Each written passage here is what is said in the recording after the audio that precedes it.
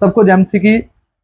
और हम वीडियोस बना रहे हैं उन विषयों पर किस किस देश में कब कब मसीहत पहुंची, कब कब क्रिश्चियनिटी पहुंची।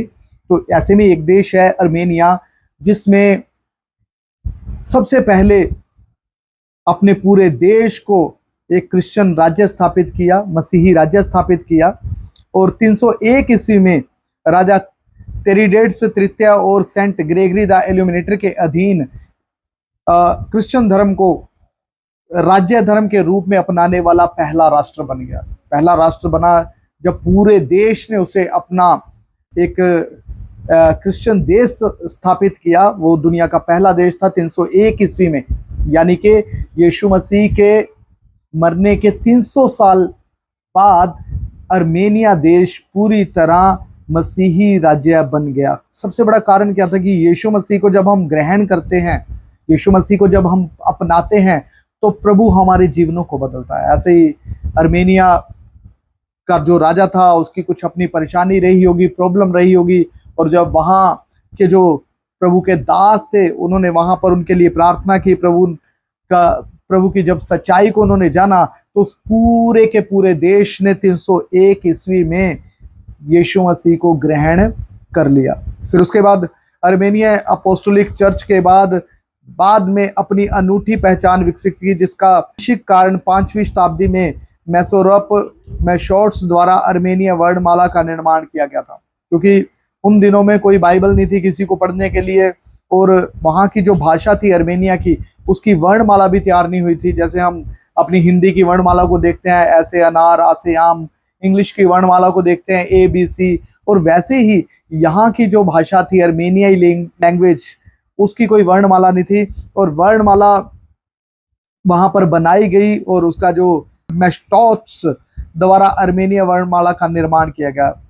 तो लिखा, जिसने अर्मेनिया भाषा के धर्म ग्रंथों और धर्मशास्त्रों को अन्य परंपराओं से स्वतंत्र बनने में मदद की। यद्यपि यह ओरिएंटल ऑर्थोडॉक्सी का एक भाग है, फिर भी अर्मेनियाई अपोस्टोलिक चर्च अर्मेनियाई राष्ट्रीय पहचान का एक केंद्रीय स्तंभ बना हुआ है, जो इसकी संस्कृति और परंपराओं के संरक्षण के रूप में कार्य करता है। और जब हम आगे देखते हैं, परंपरा के अनुसार प्रेरित थेडियस और बार्थोलोमेव पहली शताब्दी ईस्वी में अर्मेनिया में ईसाई धर्म लेकर आए थे। अर्मेनिया ने आधिकारिक तौर पर ईसाई धर्म को 301 ईस्वी में अपनाया, जब राजा टेरिडेट्स तृतीय को सेंट ग्रेगरी द इल्यूमिनेटर द्वारा धर्मांतरित किया गया। Hallelujah. Saint Gregory the Illuminator, ये जो प्रभु के दास थे, इन्होंने अर्मेनिया के राजा के लिए प्रार्थना की, और उस राजा ने यीशु मसीह को ग्रहण किया, और उसके बाद उनके पूरे देश ने यीशु मसीह को ग्रहण किया। लिखा, सेंट ग्रेगरी अब पहले बिशप बने जिन्होंने एक विशिष्ट अर्मेनियाई चर्च संरचना की स्थापना की। 5वीं शताब्दी में विद्वान मैशोर्ट्स और मैशोर्ट्स द्वारा अर्मेनिया वर्णमाला का आविष्कार एक महत्वपूर्ण क्षण था, जिससे बाइबल और अन्य धर्म ग्रंथों का अर्मेनियाई भाषा में अनुवाद संभव हो पाया। तो लिखा कि 5वीं शताब्दी में मैशोर्ट्स और मैशोर्ट्स एक व्यक्ति था जिन्होंने अर्मेनियाई वर्णमाला का आविष्कार किया, और जिस वर्णमाला के तहत वहां पर बाइबल का अनुवाद हुआ और अन्य धर्मशास्त्रीय ग्रंथों का अर्मेनिया भाषा में अनुवाद संभव हो सका। लिखा, इससे अर्मेनियाई अपोस्टोलिक चर्च का उदय हुआ, जो कैथोलिक और पूर्वी रूढ़िवादी चर्चों से अलग एक स्वतंत्र ओरिएंटल रूढ़िवादी चर्च बना। और अपोस्टोलिक चर्च अर्मेनिया पहचान की आधारशिला बन गया, जिसे राष्ट्र की अद्वितीय संस्कृति और ऐतिहासिक विरासत के संरक्षण के रूप में देखा गया।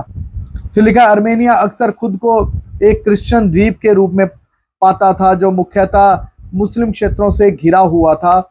इस विश्वास का प्रशिक्षण विभिन्न कालखंडों में किया गया, जैसे कि 5वीं शताब्दी में अवरायर की लड़ाई, जहां अर्मेनिया लोगों ने फ्रांसीसियों द्वारा अन्य पारसी धर्म अपनाने के लिए मजबूर करने के प्रयासों का विरोध किया था।